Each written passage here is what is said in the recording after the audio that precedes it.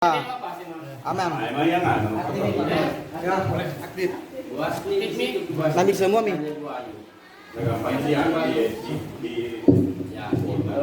Assalamualaikum warahmatullahi wabarakatuh. Baik Bapak Ibu, alhamdulillahirabbil alamin, wassalatu wassalamu ala asyrofil anbiya wal mursalin sayyidina Muhammadin wa ala alihi wa sahbihi ajmain. Amma ba'd. Alhamdulillah, puji syukur senantiasa kita panjatkan kepada Allah Subhanahu wa taala yang telah memberikan kita begitu banyak nikmat umur, nikmat kesehatan, kesempatan sehingga alhamdulillah kita dipertemukan di tempat ini. Begitu juga salawat dan taslim senantiasa kita kirimkan kepada junjungan Nabi Muhammad SAW, Nabi yang telah memberikan kita hidayah, diutus ke alam ini sebagai rahmatan lil alamin dan uswatun hasanah bagi kita semua. Oke Bapak Ibu, hari ini saya meminta waktu Bapak untuk mengikuti sosialisasi atau diseminasi budaya Buddhistik yang saya sudah pelajari bersama di pendidikan guru penggerak. Oke, untuk itu sebelumnya Bapak Ibu bisa ambil posisi berdiri dulu. Kita gemas-gemaskan dulu otot kita untuk bisa seperti itu. Jadi ya, yang bisa bergerak, yang malas bergerak silakan. Iya.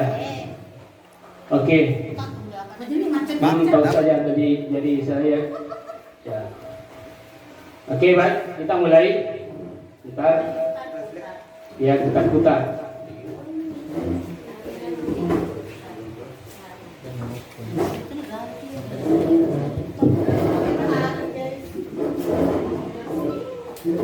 Dia Bu Haji.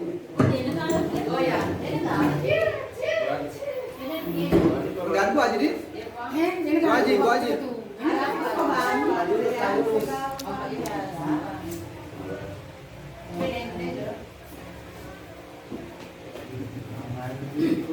Oke, kita mulai. Tadi suara.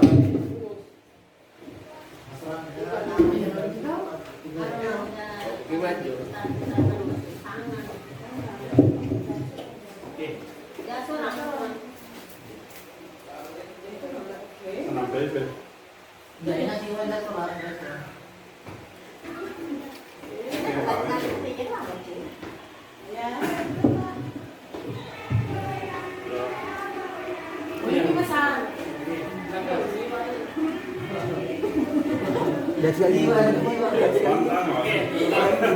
Kita mulai. Hah? Sengaja. Kita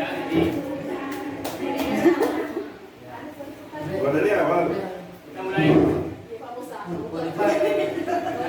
Sengaja lu bitin naik kerol ini dia. Kamu mah kecak motor naik kerol ini baru kecak tangga-tangga deh. Oke, ya pas. Kan kemana rumah motor guru deh? Kecak-kecak.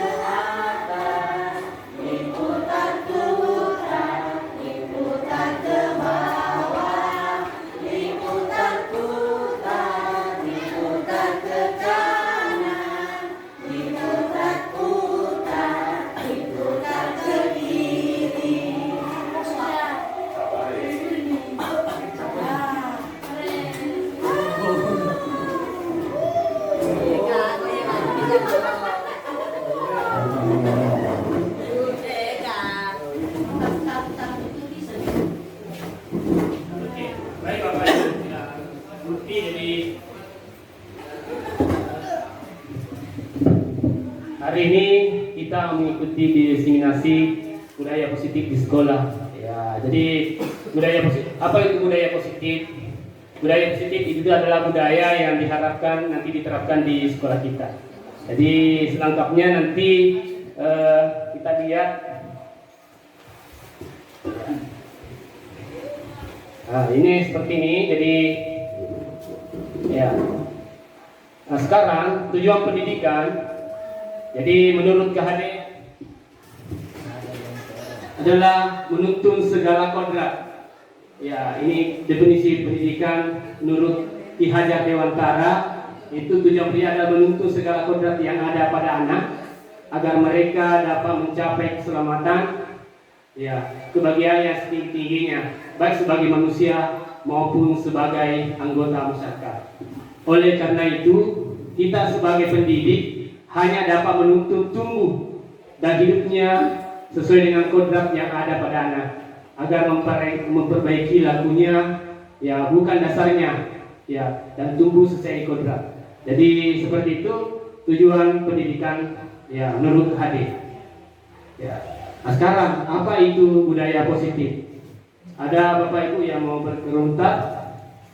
Budaya positif itu ada? Oke. Apa yang dimaksud dengan budaya positif? Silakan Bapak Ibu. Ada? Iya, silakan. Oke. Baik, terima kasih Bapak Ibu. Pertama, kita tentu patut bersyukur kepada Allah Subhanahu Wa Taala karena di sekolah kita alhamdulillah ada CDP yang tentunya ini akan menggerakkan kita semua untuk senantiasa berubah ke arah yang lebih positif. Tadi malam ketika saya melihat undangannya secara Pak pribadi Pak Suwardi bahwa akan ada pertemuan dalam rangka realisasi tentang budaya positif, saya pikir pas sekolah memang harus memfasilitasi ini. Kenapa? Karena ini kesempatan besar buat kita untuk bagaimana agar supaya budaya positif yang dimaksud ini bisa terrealisasi. Karena tentu kegiatan ini bukan formalitas saja dalam rangka memenuhi tugasnya Pak Suwardi dalam rangka CGP-nya tentu, tapi hal positif yang ingin disosialisasikan diinginkan untuk diterapkan. Karena alangkah jeleknya nanti kalau misalnya ada evaluasi dari masyarakat ataupun siapa saja yang berkompetensi untuk mengawasi kita, mereka menemukan bahwa di SMP 4 ini budayanya lebih dominan tidak positif. Sementara di dalamnya sudah ada CGP-nya dan bahkan nantinya insya Allah akan menjadi guru penggerak. Oleh karena itu saya kira ini harus kita respon dengan baik teman-teman sekalian, siapapun itu termasuk saya secara pribadi karena mungkin agak panjang ini. Kenapa? Ini upaya kita untuk memperbaiki diri dan sekolah kita. Saya kira budaya ada pun atau tidak ada pun sebenarnya kegiatannya atau tugasnya Pak Suwardi ini sebenarnya sekolah tetap harus merumuskan ini. Jadi saya kira kalau budaya kita berbicara budaya positif, maka budaya positif itu positif ini sebenarnya tinjauannya bagusnya dari sisi kearifan lokal. Karena bisa saja di SMP 4 ini dikatakan sebagai atau di Indonesia atau di Bone secara lokal dikatakan positif, tapi di tempat yang lain mungkin dikatakan belum tentu. Oleh karena itu terkait dengan kearifan lokal yang baik. Saya kira hal yang perlu dikembangkan dalam hal budaya positif tentu dalam rangka interaksi baik antara sesama guru ataupun stakeholder yang lain maupun interaksi terhadap siswa kita yang tentunya nantinya diharapkan berimbas kepada siswa bahwa budaya positif atau karakter positif yang dimiliki oleh gurunya baik secara pribadi maupun secara kolektif akan tertular kepada siswanya.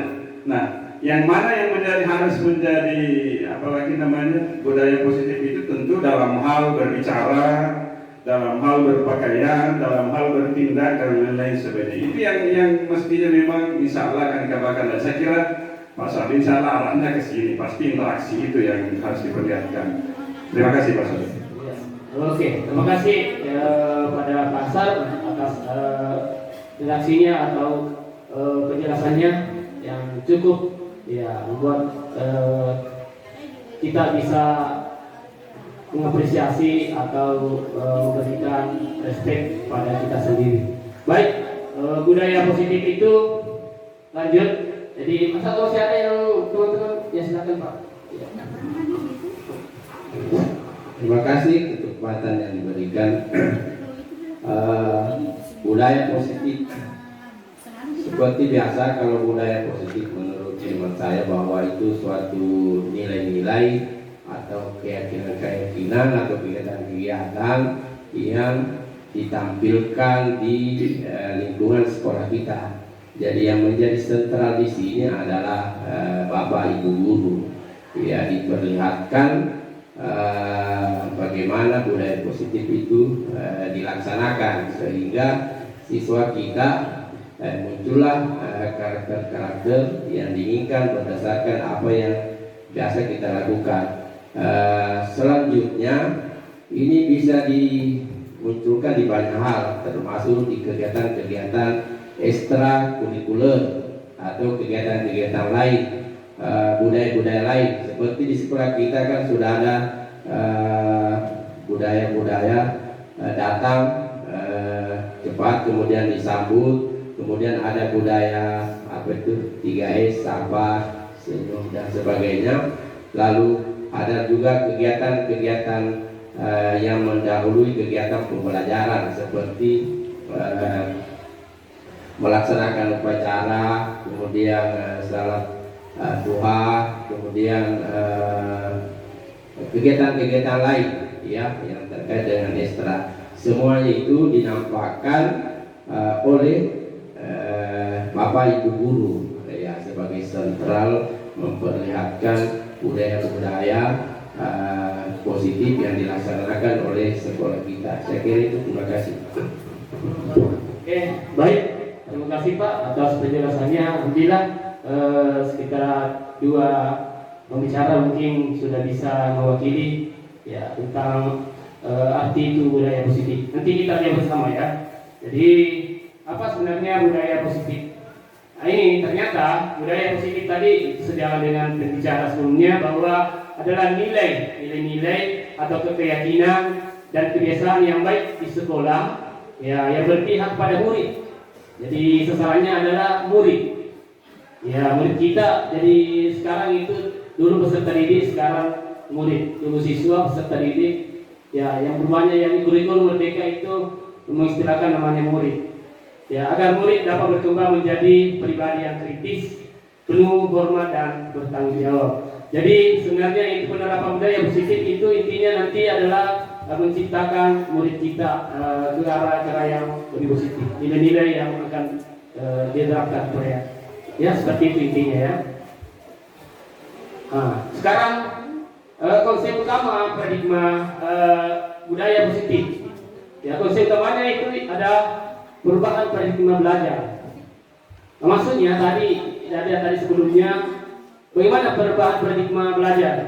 Ya, dulunya mungkin kita cara belajarnya ya kalau saya sendiri itu banyak saya diubah, mungkin saya salah karena selama ini contoh kecil kita dulu mungkin rata-rata menjadi guru penghukum ya, terutama mungkin guru BK ya saja biasa seperti ini ya, sedikit menghukum siswa. Ternyata konsep KHD Dewantara nggak seperti itu maunya ya. Ya, jadi mungkin ya karena budaya-budaya kita mungkin dari dulu ya seperti itu ya. Kita diharapkan nanti kita pelajari nanti bagaimana kita memposisikan diri sebagai guru terhadap murid kita atau peserta didik kita. Yang kedua tadi disiplin positif. Ada disiplin positif, ada motivasi perilaku manusia, ada kebutuhan dasar manusia. Nanti kita akan bahas bersama semua itu. Selanjutnya ada posisi kontrol kita sebagai guru di mana ya. Jadi ada keyakinan kelas.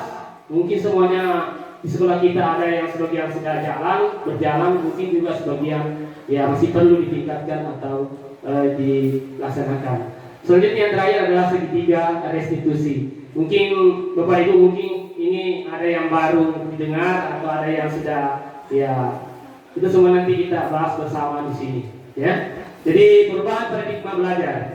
Yang pertama, ini perubahannya kita dalam membangun budaya positif. Sekolah dapat menyediakan lingkungan yang positif. Jadi yang positif itu maksudnya ya kita belajar ke yang bagus-bagus lah, yang diharapkan aman, nyaman, agar siswa atau peserta kita mampu berpikir, bertindak, dan menciptakan dengan merdeka, mandiri, dan bertanggung jawab. Disiplin sangat berkaitan dengan kontrol guru terhadap siswa. Jadi disiplin itu, ya, ada yang sudah tahu disiplin, ya, disiplin, ya, sangat berkaitan dengan kontrol kita sebagai guru terhadap murid kita atau siswa kita. Ya.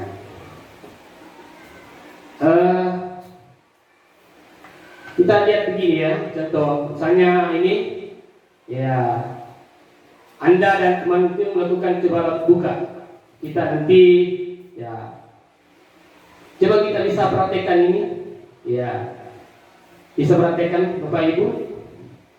Atau di samping kita, ya, salah satunya, ya, misalnya baru kita bayangkan, ya, baru kita bayangkan bahwa Anda menyimpan sesuatu yang berharga di dalam kepalan tangan kita. Nah, selanjutnya Anda perlu menjaga, ya, benda tersebut sekuat-kuatnya karena begitu pentingnya untuk kehidupan kita. Ya. Ya, sekarang ada teman kita namanya B, rekan kita mencoba dengan segala cara untuk membuka kepala tangan kita. Ya, bisa nanti kita praktekkan di sini Bapak Ibu dan kali ya. Ya, boleh membujuk, boleh menghadap, boleh mengintimidasi, ya, supaya bisa membuka kepala tangannya. Dan teman, ya, oke, yang berpasangan dengan teman bisa, silakan. Ya, oke, Bapak silakan ya. Silakan Bapak Ibu. Ya. 1, 2, 3, silakan. Pasangannya nanti gantian. Ya. Ya. Silakan. Ya, pedangkan bahwa ada sesuatu yang dipertahankan di sini. Ya. Ya, bisa badan tukar. Iya. Oke.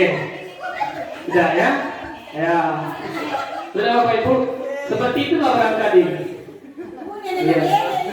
Iya. Iya. Nah ini tadi bisa diintimidasi, bisa dimarahi. Gak tahu berusaha ya, seperti itulah. Ya, itulah bahwa ya kegiatan cemal buka, bisa ya. Jadi nanti itu karena kita bisa dilatih nanti seperti itu, teman-teman berharap barangkali bahwa ada sesuatu yang dipegang dan dipertahankan, atau misalnya uang atau apa saja, ya seperti itu ya, atau barang-barang berharga. Oke, sudah? Oke Bapak Ibu, jadi itu barangkali ya. Ya, oke, terima kasih Bapak Ibu sudah langsungkan. Jadi ini perubahan paradigma.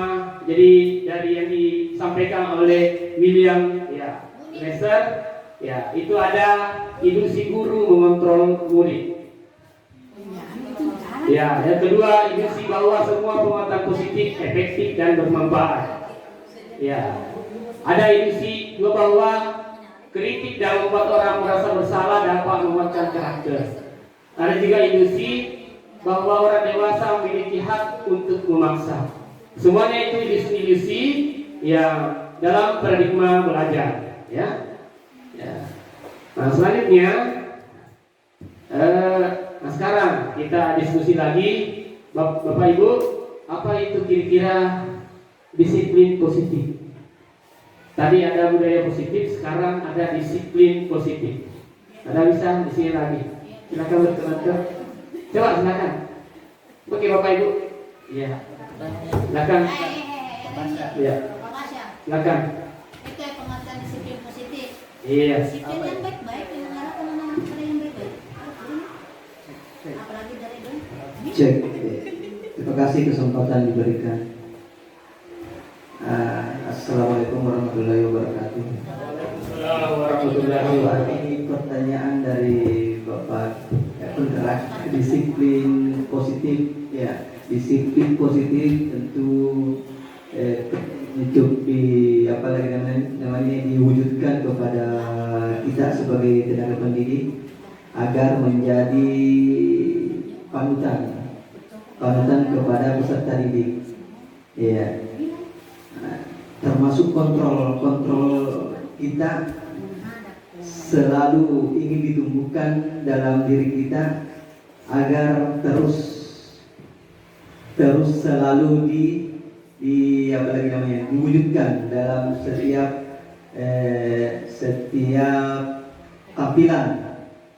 tampilan untuk mewujudkan disiplin positif yang dimaksud. Saya kira itu. Demikian. Wassalamualaikum warahmatullahi wabarakatuh. Oke, terima kasih. Masih ada barangkali Bapak Ibu yang bisa memberikan. Silakan. Iya, silakan Bu, Bapak. Masih bahasa saja. Silakan.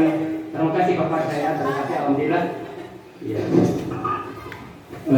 Terima kasih. Jadi disiplin positif barangkali mengarah kepada saya ambil contoh saat langsung supaya lebih kena, lebih bisa dipahami. Biasa Bapak kepala sekolah kalau tidak tahu apakah kepala sekolah yang sekarang ini atau kepala sekolah yang dulu pernah ketika saya mungkin terlambat ataukah mungkin bahkan tidak di sekolah, beliau WA, dia tidak mengatakan kenapa kita tidak pergi sekolah, tapi dia bilang mencari ke anak-anak. Itu sebenarnya satu proses pendisiplinan yang secara langsung menegur secara positif. Ya, dia tegur sebenarnya, dia bilang mencari ke siswa. Padahal sebenarnya dia mau bilang kenapa kita tidak ke sekolah. Kalau bahasanya seperti itu terdengar terkesan teguran yang mungkin agak lebih apa lagi, mungkin kasar atau bagaimana ya. Tapi kalau dia bilang mencari ke siswa, tanya ke siswa di kelas deh. Oh, itulah mendisiplinkan guru tapi dengan cara yang lebih halus, dengan cara yang itu yang saya pahami disiplin positif sebagai salah satu contoh. Terima kasih. Oke, utama untuk kita semua. Kasih di siapa barangkali silakan Bapak. Terima kasih.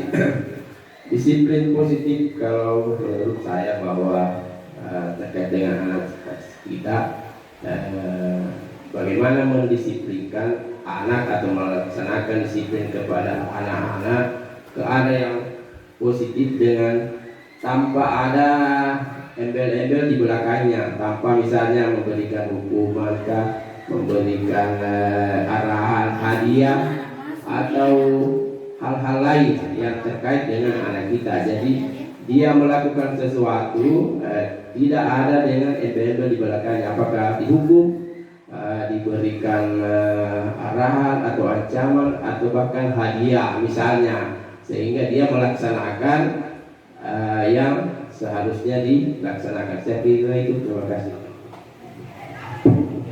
Baik Bapak Ibu, terima kasih atas responnya tentang disiplin positif.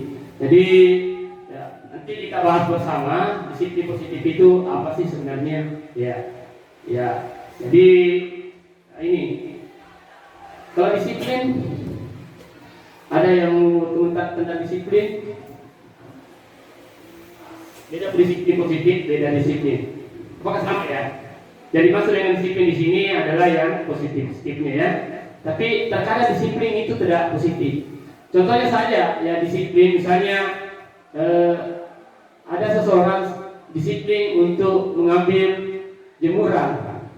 Ya, misalnya dia disiplin, tapi jemurannya orang yang diambil. Ya, mungkin itu disiplin tapi bukan yang positif ya. Ya, disiplin juga, disiplin ya pokoknya ya seperti ada anak kita ada disiplin. Banyak saya lihat disiplinnya, banyak teman anak kita. Saya sendiri berikan bukunya saya sudah catat ini nomornya, ternyata mengembalikan bukunya temannya. Banyak buku yang dikembalikan, tapi ternyata bukan bukunya yang saya berikan. Berarti disiplin juga, disiplin memberikan buku, tapi ternyata disiplinnya yang lain juga. Itu contohnya yang diharapkan adalah disiplin yang positif. Ya. Nah contohnya, jadi disiplin sebenarnya itu adalah bahasa serapan. Disiplin bukan bahasa Indonesia asli. Ya, jadi bahasa Latinnya adalah disiplin. Artinya sebenarnya disiplin adalah belajar. Ya, sebenarnya disiplin adalah belajar. Jadi kita jatuh bangun, belajar, sepeda, naik motor, itu untuk membuat kita disiplin. Ternyata adalah disiplin itu artinya adalah belajar. Ya, jadi belajar. Jadi kita untuk disiplin itu pasti ada pembelajaran dilalui. Ya, jadi makna asal dari kata ini adalah berkonotasi bahwa murid-murid itu dari yang membuat kata-kata disiplin pertama itu adalah Sokrates dan Plato waktu itu seperti itu. Ya, jadi itu kita menggali potensi menuju tujuan yang dia hargai. Itulah disiplin. Ya, seperti sehingga sekarang ini terkadang kata-kata disiplin ini sudah bergeser. Jadi terkadang sekarang itu bahwa disiplin adalah bergeser menjadi kepatuhan. Ya, cenderung ya itu ketidaknyamanan bukan apa yang kita hargai atau ya pencapaian suatu tujuan yang mulia. Itu sekarang makna disiplin sekarang sudah bergeser. Ya, jadi ini artinya disiplin. Jadi ya sekarang mungkin ada disiplin kemampuan untuk memerintah diri sendiri dalam mengontrol atau menguasai. Hukuman. Kenapa saya bilang hukuman? Karena memberi istilahnya menunjuk si Iva untuk berdiri di depan kelas karena telah membuat kegaduhan di dalam kelas sendiri. Sedangkan kalau konsekuensi itu menurut saya contohnya seperti ini. Misalkan saya tidak belajar pada malam hari ini, tetapi besoknya akan ada ulangan, sehingga pada saat ulangan nilai saya anjlok. Itu merupakan konsekuensi saya sebagai siswa yang pada malam hari itu memang tidak belajar, sedangkan sudah tahu bahwa besoknya ada ulangan. Seperti itu. Terima kasih.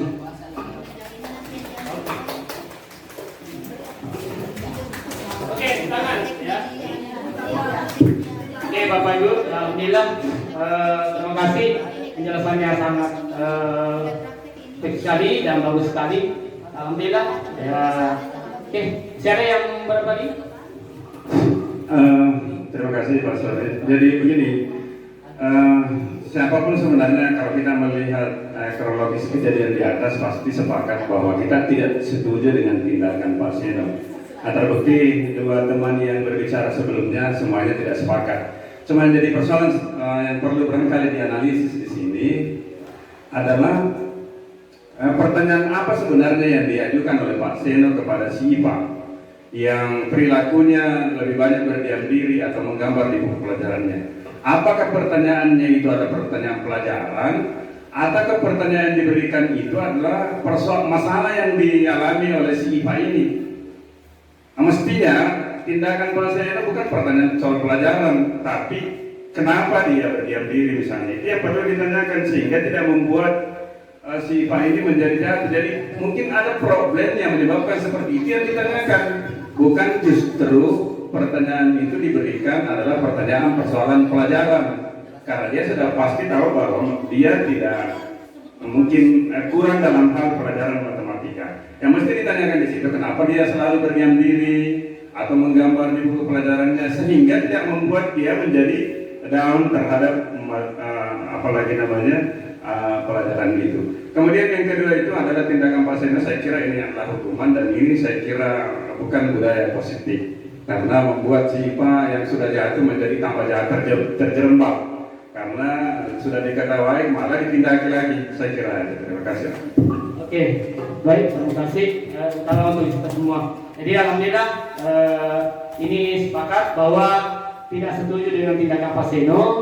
Yang selanjutnya adalah tindakan seperti itu adalah hukuman bukan konsekuensi. Nanti kita bahas yang mana itu hukuman, nanti yang mana itu konsekuensi. Oke, ini Bapak Ibu. Ya, jadi ini identitas kalau hukuman. Ya, jadi biasanya hukuman itu sesuatu yang menyakitkan harus terjadi. Ya, kalau sanksi itu sesuatu harus terjadi. Ya, kalau biasanya hukuman anak-anak kita membuat tidak nyaman. Ya, jadi tidak ada hukuman yang membuat kita nyaman. Ya, jadi anak kita kalau hukuman pasti tidak nyaman dan untuk jangka ya waktu yang panjang. Jadi kalau dihukum anak mungkin efeknya lama kalau kena hukuman. Sedangkan kalau konsekuensi tidak nyaman juga, ya, tetapi jangka waktunya pendek. Itu bedanya nanti konsekuensi dengan jadi kalau misalnya konsekuensi berarti kita sudah sepakat bahwa kalau kamu tidak seperti ini, konsekuensinya seperti ini. Ya, contoh kecilnya nanti, ya contoh hukuman. Kalau misalnya anak-anak terlambat masuk, kita kasih konsekuensi, terlambat juga keluar. Ya, seperti tambahkan waktu lunak untuk menyelesaikan tadi tugas-tugas yang sudah selesai. Itu adalah bukan hukuman karena ya namanya konsekuensi sudah ya tentunya jadi beda sedikit antara hukuman dan konsekuensi. Ada yang miripnya, ada yang bedanya, itu bedanya. Ya. Selanjutnya kalau korban mendapatkan keadilan. Ya, biasanya kalau korban ini tidak diabaikan. Jadi kalau dihukum itu anak-anak biasa berdaulat di mana, ya itu jadi dia mendapat ya keadilan. Ya, jadi kalau konsekuensi atau sanksi biasanya tidak diabaikan. Jadi karena memang ya anak-anak kita sudah sadar bahwa itu konsekuensinya. Jadi ya dia tidak merasa ini kalau misalnya ditambah waktunya terlambat keluar juga untuk menyelesaikan tugas-tugasnya karena dia terlambat masuk juga. Ya, selanjutnya. Ini kalau anak biasa kalau hukuman itu anak-anak kita bisa tersakiti. Ya mungkin ya itu perlu kita harus semua ubah mungkin dalam ya paradigma kita selama ini ya mungkin betul termasuk saya ya. Maksudnya dulu banyak jadi awal-awalnya itu bangsa saya dengan itu mungkin awal-awal di sini rata-rata kita sebagai guru bertindak sebagai penghukum semua. Ya pokoknya awal-awalnya alumni pertama itu banyak kena hukuman terus, ya kenapa? Karena memang ya saya tindakan itu apakah bagus atau tidak ya, tapi ada juga bagusnya mungkin dia sukses, ya seperti itu. Nah, karena perilaku pasif agresif meningkat, jadi anak semakin dihukum, saja malah tidak, ya semakin tidak, ya seperti itu ya, perilaku pasifnya meningkat, ya. Nah, sedangkan kalau sanksi itu bertahan dalam jangka waktu yang pendek, jadi pendek waktunya. Itu bedanya antara sanksi dengan atau konsekuensi dengan hukuman.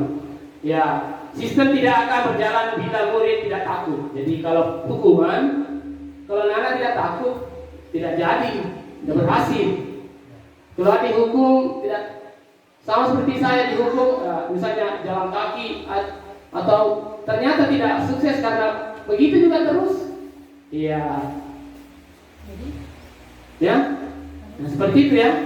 Nah, sedangkan kalau konsekuensi, ya memerlukan monitoring dan supervisi terus menerus dari guru.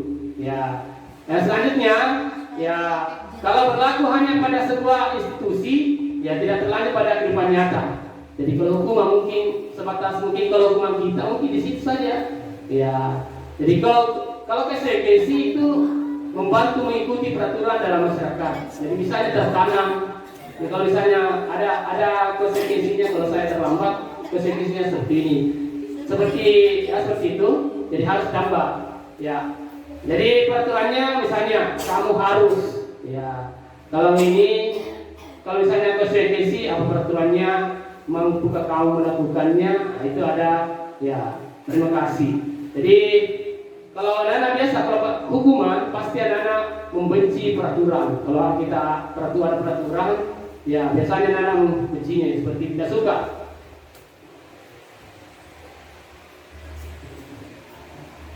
Oke, baik Bapak Ibu, kalau misalnya ya biasanya anak-anak itu kalau konsekuensi sudah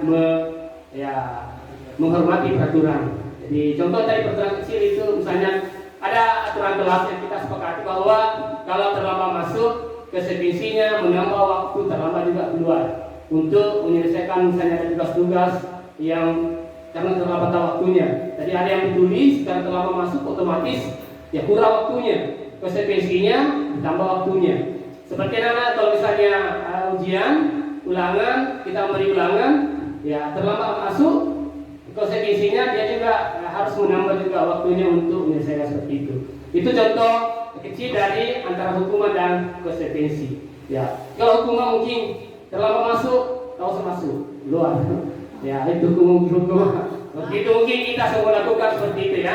Itu contoh-contoh nanti kita akan benahi, akan coba bersama ya. Ya. Selanjutnya kita bantu berlatih ya.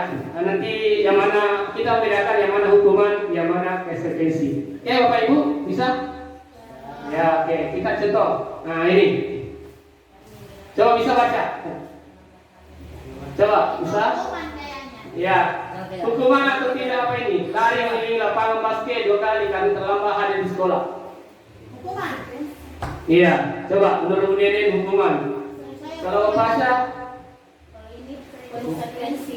Konsekuensi, ada konsekuensi ada. Jadi antara dua konsekuensi dan hukuman. Oke, sudah? Sudah? Hukuman. Ya.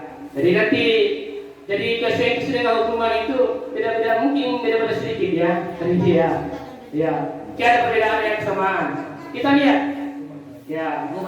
Ini ternyata hukuman. Ya. Ya. Ya oke. Lanjutnya. Ini membersihkan coretan yang dibuatnya di meja. Ya. Coba. Ya. Jadi ini pakat.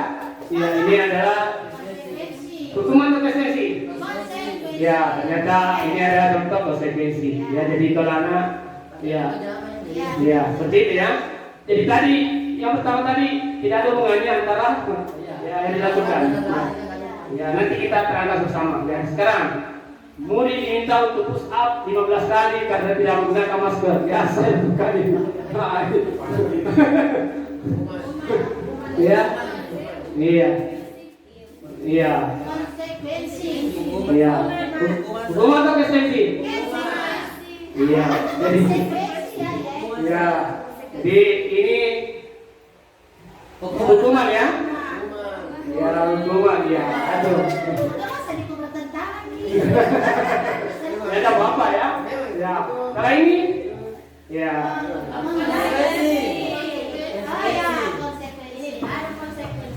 Iya, paling sepakat ya. Ya, jadi nanti kan tugas-tugas teman yang belajar. Jadi kalau ada anak-anak kita, ya coret-coret temannya ya, konsekuensinya bisa disuruh ganti. Ya, berarti ya seperti itu. Jadi kira-kira berarti dengan bapak ini berarti bapak ibu sudah bisa membedakan yang mana konsekuensi, yang mana hukuman. Kalau ini, ya biasa kita lakukan juga itu ya. Iya. Kalau berdasarkan soal sebelumnya dua berarti hukuman ini. Iya. Ini hukuman atau konsekuensi? Hukuman. Iya. Oke. Iya, jadi dia hukuman. Ya. Ya, kalau ini Konsekuensi. Kok dia tahu hukuman? Surat berapa? iya, nah ini coba. Kan peraturan. Hukuman. Jadi kalau jalan kaki sepanjang hari karena tidak menggunakan sepatu warna hitam sesuai dengan peraturan sekolah. Hukuman ya. Hukum ya. Hukuman atau konsekuensi? Hukuman. Ya. Oke. Kalau ini? Hukuman. Hukuman. Iya. Hukuman. Hukuman. Oke. Jadi ternyata kita sudah tahu yang mana hukuman, yang mana konsekuensi. Ya kira-kira Bapak Ibu yang mana bisa bedakan yang mana apa dasarnya hukuman dengan konsekuensi? Ada yang bersuara yang berpendapat kira-kira bisa bedakan antara hukuman dengan konsekuensi atau sanksi? Bisa? Coba gimana? Kalau berkaitan dengan hukuman itu bisa bertentangan beban pada fisik peserta didik. Kemudian kalau apa tadi konsekuensinya atau apa ya, dia dipaksa untuk itu. Nah ini yang dilakukan Agus, misalnya disuruh bawa makan siang, dia tidak bawa karena dia beranggapan bahwa saya bisa, apalagi namanya, menguasai teman-teman saya dengan meminta makanannya nantinya. Jadi ada kebutuhan penguasaannya yang dominan oleh si Agus ini. Kemudian tindakan Ibu Ria tentu hal ini harus diupayakan untuk diminimalisir, karena ini yang menonjol, kebutuhan hidup ini yang menonjol dari Agus adalah sifat penguasaannya yang memang menjadi kebutuhan dasar manusia. Saya kira itu. Jadi alasannya itu karena memang itu yang menonjol dalam dirinya, termasuk misalnya kalau benar apa yang disampaikan oleh kasus yang disampaikan oleh Pak Basroni itu juga si Iksan itu adalah sifat penguasaannya terhadap si Reza itu, sehingga dia sangat cenderung untuk apalagi namanya menindas maksudnya. Terima kasih. Oke, baik Pak Bayu, ya terima kasih atas penjelasannya. Alhamdulillah ya bisa berkomentari dan bisa menunjukkan solusi seperti itu. Kita lihat bersama ya. Jadi ini konteksnya seperti ini ya. Ternyata Ibu Ria sebaiknya mencari tahu alasan Agus melakukan tindakan tersebut agar mengetahui kebutuhan mana yang sedang diusahakan Agus untuk dipenuhi. Ternyata pertama Agus rapat dan orang tuanya tidak membawa bekal makanan siang, survivalnya ya. Ya, jadi survivalnya ya. Yang kedua, ya, jadi teman Agus jadi perhatian Agus. Jadi itulah yang belongingnya. Dia merasa hebat karena temannya jadi takut dalam memenuhi keinginannya. Itu sebab pengusahaannya. Dia powernya, pengusahaannya. Ya, survivalnya tadi itu, ya, bahasa Inggrisnya ada tadi bertahan hidup. Ya. Jadi karena orang tuanya tidak membawa makanan, dia kalau untuk bertahan hidup ya harus ya mampir. Ya seperti itu. Yang kedua, teman Agus jadi perhatian Agus. Jadi Agus mau jadikan perhatikan, mau merasa saya dan merasa diterima. Selanjutnya merasa hebat karena dia sifat penguasaannya. Ada sifat penguasaannya karena dia mau menunjukkan bahwa saya sebisa menguasai ini ya, seperti itu. Ya powernya. Selanjutnya merasa bosan dengan bekal yang dibawakan oleh orang tuanya. Mungkin bosan seperti itu. Ya, jadi dia mau bebas, mungkin itu mungkin lain lagi seperti itu. Selanjutnya Agus hanya iseng. Bisa saja nanti Agus bisa iseng, dia menikmati ekspresi wajah temannya yang besar, atau mau kebebasan ya. Apalagi itu tuh pan. Jadi ya seperti itu. Jadi tadi sedang konteks pada dasarnya itu yang bisa digali ini ya.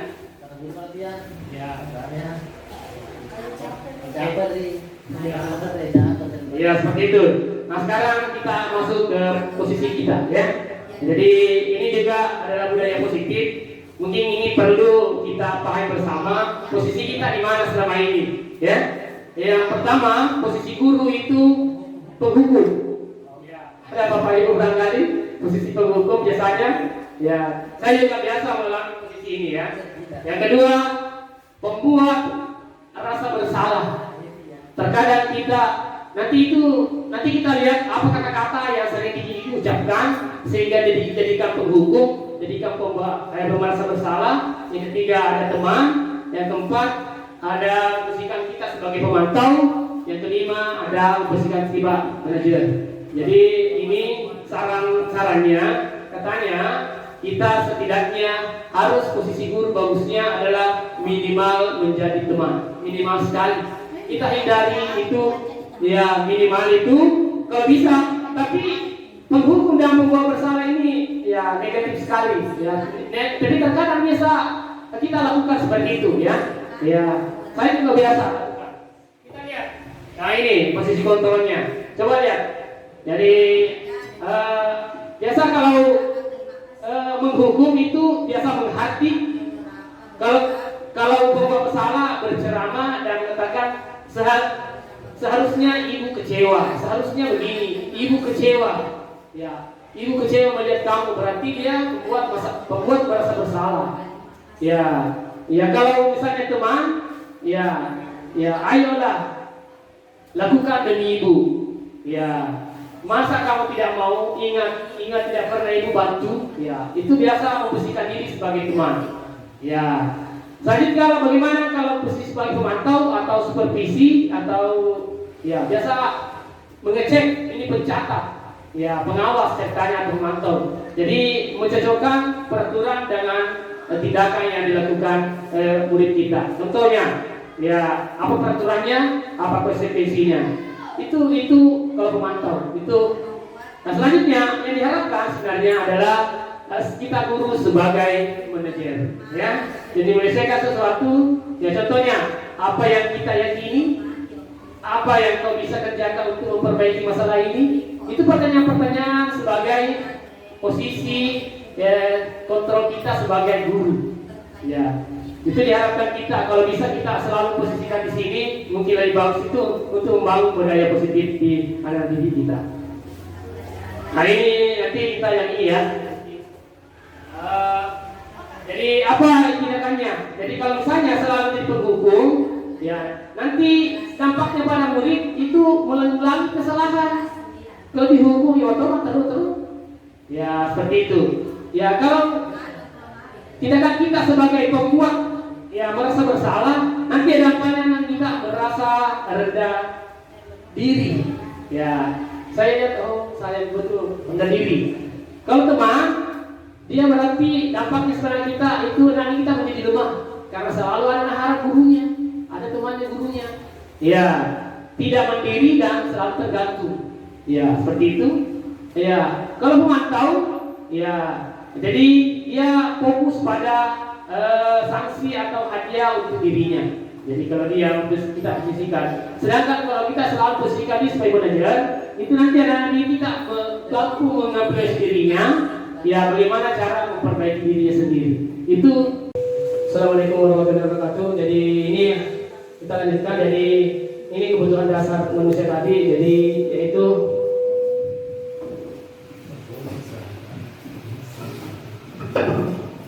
kebutuhan manusia ada 5 ya. Ada 5 tadi. Yaitu yang pertama ulangi, yaitu kebutuhan hidup. Yang kedua kasih sayang dan rasa terima. Yang ketiga penguasaan, yang keempat kebebasan, dan yang kelima kesenangan. Jadi barangkali ya. Jadi ini bertahan hidup artinya bisa seperti makan, seperti minum, punya tempat tinggal, punya perlindungan dan sebagainya. Sedangkan kasih sayang ada rasa diterima. Ini punya ya keinginan untuk disayang, dicintai, dan diterima di masyarakat atau di lingkungan kita. Selanjutnya yang ketiga ada penguasaan. Jadi penguasaan artinya itu ada sifat kekuatan, menguasai, ya dihargai, ya seperti itu. Jadi sedangkan kebebasan nanti ada sifat yang bebas, ingin sesuai dengan hatinya anak didik kita. Selanjutnya ada kesenangan. Jadi senang ini pasti semuanya kita punya ingin kesenangan. Ya, jadi seperti ini kasus tadi Ibu Dia. Contohnya tadi Ibu Dia adalah sedang bingung menghadapi ini. Apa yang dilakukan menurut Bapak Ibu? Kira-kira apa alasan Agus melakukan hal itu? Silakan Bapak Ibu bisa berkomentar. Iya. Silakan. Apa tadi Ibu Dia? Kalau seperti ini, misalnya ada kasus seperti ini, kira-kira menurut Bapak Ibu apa yang dilakukan oleh Ibu Dia? Apa alasan Agus melakukan seperti itu? Silakan Bapak Ibu.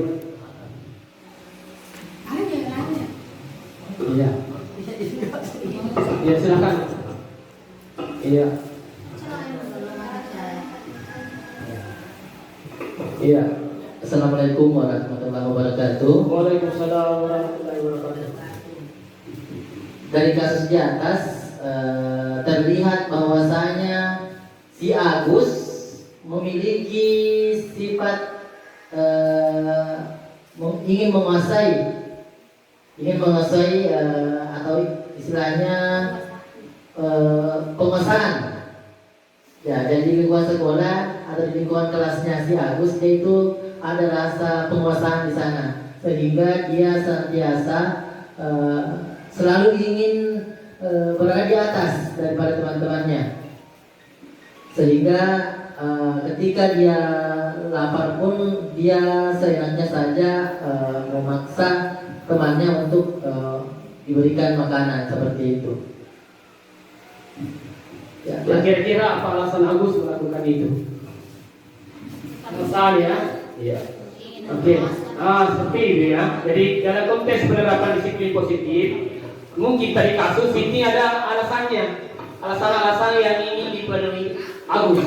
Kita kembali kepada tadi 5 kebutuhan dasar. 5 kebutuhan dasar, yang pertama survival. Jadi tadi Agus lapar, berarti dia ingin bertahan hidup. Jadi dia ingin bertahan hidup, berarti dia harus tadi karena dia tidak membawa makanan, membawa bakal, akhirnya dia memaksa untuk ambil temannya. Yang kedua ada Agus ingin jadi perhatian. Jadi mungkin Agus ingin jadi perhatian. Kalau misalnya cari perhatian ceritanya seperti itu, berarti ingin diterima, rasa diterima. Ya, cinta dan diterima. Yang kedua, yang ketiga ada merasa hebat. Mungkin Agus merasa hebat di kelasnya sehingga dia memaksa untuk bisa mengambil makanannya. Yang keempat, bebas. Mungkin bebas karena Agus merasa mungkin bekal yang dibawakan ibunya mungkin bosan. Jadi mungkin ada yang lain seperti itu lagi, sehingga kemungkinan bisa ambil bekalnya temannya. Selanjutnya mungkin Agus iseng. Ya, iseng saja ya, seperti itu. Ya, cari perhatian bisa. Itu barangkali ya. Selanjutnya tadi ada ini posisi, selanjutnya kita masuk ke posisi kontrol guru. Posisi kontrol guru ada 5 ya. Yang pertama, biasanya kita guru sebagai penghukum. Jadi posisi kontrol hukum. Yang kedua, posisi pembuat rasa bersalah. Terkadang kita juga bisa guru membuat anak-anak kita merasa bersalah. Nanti kita bahas bersama. Teman seperti itu. Yang selanjutnya ada teman. Kita biasa guru juga memposisikan bahwa guru sebagai temannya murid. Selanjutnya ada pemantau. Kita juga guru bisa terkadang posisikan diri sebagai pemantau. Selanjutnya ada manajer. Posisi inilah yang diharapkan. Yang paling ideal sebagai guru itu memposisikan diri sebagai manajer untuk murid kita. Jadi kalau ada kasus mungkin kita posisinya ya bukan penghukum, bukan pembuat ya rasa bersalah, bukan juga teman. Jadi intinya biasanya mudah-mudahan kita bisa aplikasi, setidaknya kita di sekolah setidaknya paling minimal lah menjadi teman untuk siswa kita atau murid kita. Tetapi ya yang paling ideal adalah pemantau dan manajer. Seperti itu ya. Ya, inilah posisi kontrol guru tadi. Jadi kalau misalnya guru sebagai penghukum, kata-katanya itu bisa ditimbulkan misalnya ya menghardik, kata-kata menghardik. Ya, tapi kalau misalnya pembuat bersalah itu berceramah seharusnya ya ibu kecewa ya. Jadi kalau misalnya sebagai teman yang menunjukkan alasan untuk muridnya, misalnya ayolah ya kamu bisa lakukan demi ibu. Ya masa kamu tidak mau? Ya ingat ya tidak ibu pernah bantu. Ya, seperti itulah biasanya kata-kata kita kalau kita memposisikan sebagai teman. Selanjutnya misalnya kalau kita masuk memposisikan itu sebagai pemantau atau pengawas, berarti kita lihat ada peraturannya. Jadi kata-kata kita bertanya kepada anak kita ada peraturannya, apa konsekuensinya? Ya, seperti itu mungkin jadi berbicara aturan dan konsekuensi. Kalau kita berbicara mengenai pemantau. Selanjutnya posisi ideal kita itu sebagai manajer. Nah ini misalnya pertanyaan-pertanyaan dikasih. Ya apa yang kita bisa yakini, yang biasa yakini? Apa keyakinan kelas? Jadi bertanya tentang keyakinan kelas yang diyakini oleh siswa atau disepakati oleh murid kita. Apa yang bisa ya dikerjakan untuk memperbaiki kesalahan, memperbaiki perbuatannya ya. Itulah pertanyaan-pertanyaan kita. Nah sekarang kalau misalnya dampaknya pada murid, ya biasanya murid berkata, ya biarkan saja nanti saya marah-marah lagi. Seperti itu kalau kita posisi penghukum. Kalau posisi bersalah berarti maafkan saya. Jadi kalau kita misalnya memposisikan diri sebagai pembuat masalah, yang membuat masalah bersalah itu anak kita katakan maafkan saya Bu, maafkan saya Pak. Tapi kalau kita memposisikan sebagai teman, ya nanti anak kita bisa berkata, kalau misalnya melanggar dan kita tidak perhatikan lagi, ya biasa katakan saya pikir Bapak ini teman saya. Saya katakan seperti itu. Jadi selalu mengharap ternyata begitu. Ya seperti itu. Ya bagaimana kalau jadi pemantau? Ya nanti dia mempertimbangkan berapa banyak ya yang harus saya peroleh, berapa halaman ya yang harus saya tulis. Ya seperti itu biasa kalau kita memantau, ada peraturan, ada konsekuensinya. Tapi kalau mengajar, bagaimana caranya saya bisa memperbaiki ya keadaan saya. Itu barangkali mungkin yang lahir dalam benak kita. Dampaknya kalau kita sebagai penghukum itu biasanya anak-anak kita, murid kita mengulang terus. Sudah dihukum besok begitu lagi, karena itu memang dampaknya. Jadi kalau konsekuensinya kita sebagai memposisikan diri sebagai penghukum. Yang kedua, kalau pembuat masalah berarti anak kita merasa rendah diri, selalu kurang percaya diri, selalu dibuat bersalah. Ya, begitu juga anak kita di rumah. Kalau selalu disalahkan, nanti akan termin nanti watak yang tidak percaya diri. Ya, selanjutnya kalau teman, bersihkan teman itu saling ketergantungan, berarti dia merasa lemah, selalu mengharap. Kami guruku, ada juga temanku, ada juga guru, ya seperti itu. Itu kelemahannya. Selanjutnya kalau memantau berarti ya dia mengkalkulasi sanksi-sanksi dan hadiah-hadiah yang untuk dirinya. Sedangkan bagaimana kalau posisi manajer, berarti dia bisa mengevaluasi diri, ya menjadi bagian bagaimana caranya memperbaiki dirinya. Itu barangkali sehingga diharapkan guru nanti bisa memposisikan diri sebagai ya manajer. Ya. Nah, ini contoh ya, contoh tadi, contoh berapa posisi. Dari 5 posisi ini contohnya hormat selama 1 jam. Rumah bendera. Ini contoh misalnya kita kasih ya hukuman pada murid kita suruh menghormat bendera 1 jam. Ini pasti posisi penghukum, ya. Ya biasa juga kita lakukan seperti itu. Saya juga biasa. Ya ini selama saya belajar salah saya tindakan selama ini. Ya karena posisi saya adalah selalu menghukum. Yang kedua, bagaimana kalau posisi kita sebagai pembuat merasa bersalah? Contohnya, bapak dan ibu, ya berapa kali ibu memberitahu kamu selalu saja ya mengecewakan ibu bapak ibu, ya bapak atau ibu ya. Jadi selalu dibuat anak-anak merasa bersalah. Ya seperti itu pertanyaannya. Dan yang ketiga, kalau misalnya kita posisi semua, biasa kita katakan, ayo dong ikuti terus kasus-kasus dalam peserta didik kita atau murid kita. Yang pertama ada namanya segitiga restitusi. Itu contoh. Kenapa dikatakan segitiga restitusi? Ya karena bentuk segitiga ada 3 sisi. Ya sisi pertama itu sisi dasar, namanya menstabilkan identitas. Biasanya ini kalau ada kasus dihadapi anak, kita stabilkan dulu, tidak langsung dimarahi. Dia ditenang zona. Jadi nanti ya biasanya kata-kata yang diharapkan, tapi bagaimana kalau kita menyelesaikan masalah langsung marahi? Ya itulah selama ini yang kita lakukan. Ya jadi langsung digasa, ya langsung ya seperti itu dihukum. Itulah sebenarnya adalah yang paling bagus adalah ini. Segitiga ya contohnya kita stabilkan dulu suasananya atau stabilkan identifikasi. Contohnya kita bisa katakan setiap orang pasti pernah melakukan kesalahan seperti ini, termasuk misalnya bapak ibu pernah berbuat salah. Ya seperti itu contohnya. Kamu bukanlah satu-satunya orang yang membuat seperti itu. Ya mungkin yang lain juga seperti itu. Jadi anak-anak mungkin stabil, jadi tidak terlalu. Yang kedua itu namanya validasi tindakan yang salah. Memvalidasi tindakan yang dilakukan anak yang salah tadi. Contohnya, anak bisa kamu sampaikan kenapa atau kamu tentunya punya alasan mengapa melakukan hal demikian.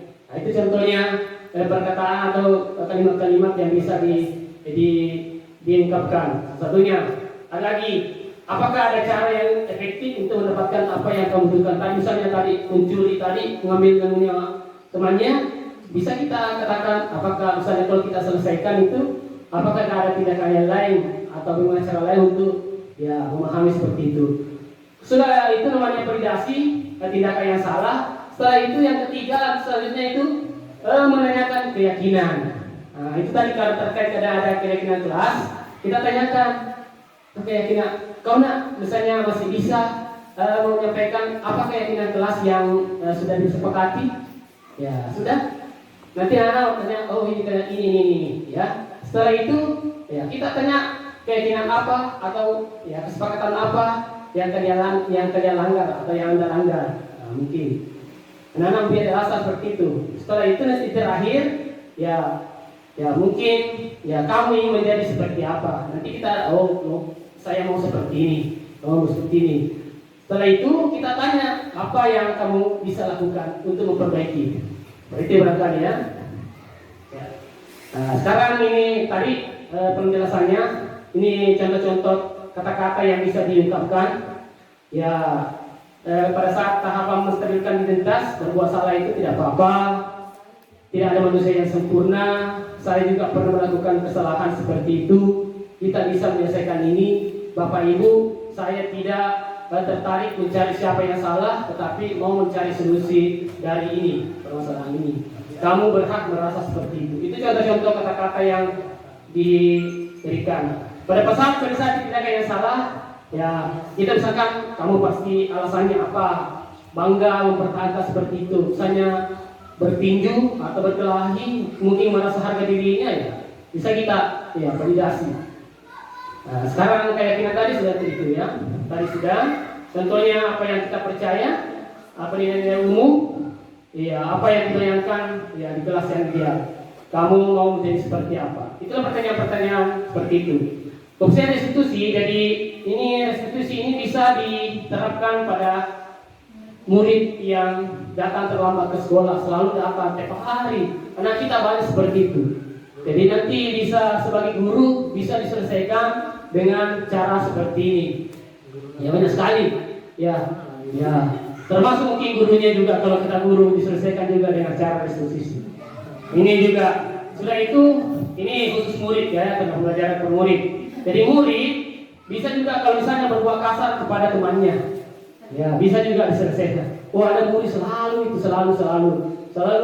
ini restitusi nanti diselesaikan kalau tindakan itu berulang-ulang. Kalau satu kali belum restitusi. Nanti beberapa kali kejadian baru dikasih restitusi. Ya karena dipanggil nih karena sering kali nih. Bukan saja satu kali, tapi sering sekali terlambat. Mungkin ada alasan anak-anak kita selalu terlambat. Sebab kalau bantuin, misalnya bantu orang tuanya atau anaknya atau adik-adiknya yang selalu nantar. Alasan-alasan yang selama ini kita tidak tahu, kalau di restitusi nanti kita semua tahu karena ada pertanyaan-pertanyaan. Oke Bapak Ibu? Iya. Itu barangkali terima kasih. Kita terakhir jadi alhamdulillah destinasi budaya positif pada hari ini alhamdulillah kita selesai sudah dilaksanakan bersama. Terima kasih semua kepada Bapak Ibu atau teman-teman hebat yang bisa mengikuti kegiatan ini sampai selesai. Ya. Sebagai kita tepuk tangan bersama. Ya, oke. Ya. Oke Bapak Ibu, mau melaksanakan atau mengimplementasikan budaya bersama, budaya putih insyaallah. Oke, kita semangat. Semangat. Bisa. Iya. Lagi. CP 4, simulwe bisa. Oke, terima kasih. Terima kasih saja. Sudah, cukup. Bisa.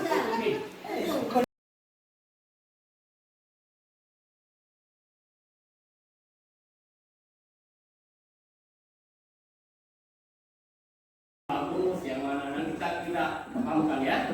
Jadi barangkali untuk sementara. Ini sekarang kalian bergiliran untuk menuliskan ide-idenya. Aulia dulu. Tulis di situ 1, nomor 1, nomor 2, 3 ya. Ya. Dia rasa. Nanti di sini.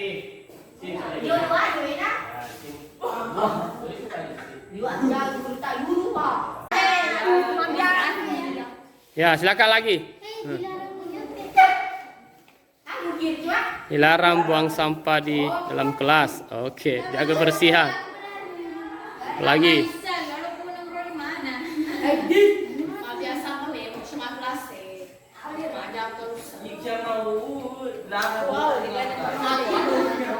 Kenapa dilarang semua?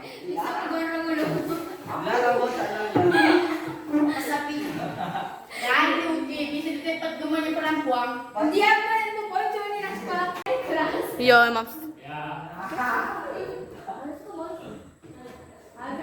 Nalarang kigere dekat-dekat sama cewek. Ku apa aja mada kemo? Hah? Sejarah jauh. Ini sejarah jauh. Kayak mau tinggal campur. Kota nilai berbuah.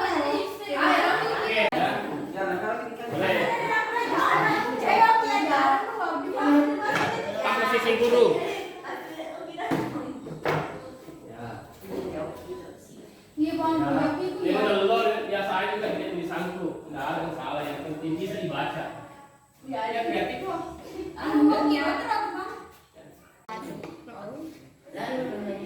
Ini baik.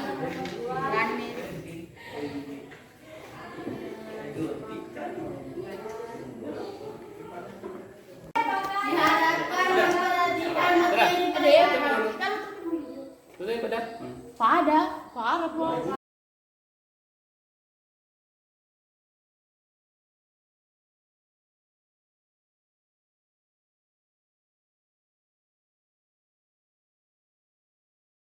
Assalamualaikum warahmatullahi wabarakatuh. Alhamdulillah kami telah melaksanakan kesepakatan kelas dan keyakinan kelas bersama teman-teman kami di kelas 7A.